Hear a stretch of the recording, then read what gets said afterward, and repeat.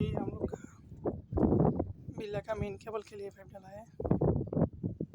और ये लिफ्ट का पाइप है, लिफ्ट है, ये वाला लिफ्ट का पाइप है। और ये 4 पाइप है, 1 ग्राउंड फ्लोर, 5 फ्लोर, एक AC लिफ्ट का है।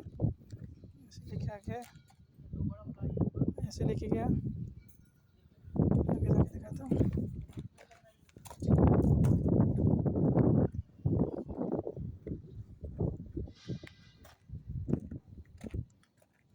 जॉइंट हुआ, इधर से लेके आके वो हम लोग पाइप डाला है। फर्स्ट पाइप आपका ग्राउंड फ्लोर का डीबी है, second pipe lift first floor का डीबी है, थर्ड पाइप AC का डीबी है, last pipe roof power TV light TV है। আমাদের 4টা ডিবি আর একটা হইলো এক্সট্রা ডালা হয়েছে পাইপ, 5টা পাইপ, 4টে এদিকে ডালা হয়েছে, একটা ওইদিকে ওইদিকে শীতে বাইরে দিয়ে হয়েছে। এটা আউটসাইডে এক্সট্রা রাখা হয়েছে, যদি কোনো সময় কোনো সমস্যা হয় ওইখান দিয়ে একটা কেবল আনার লাগে।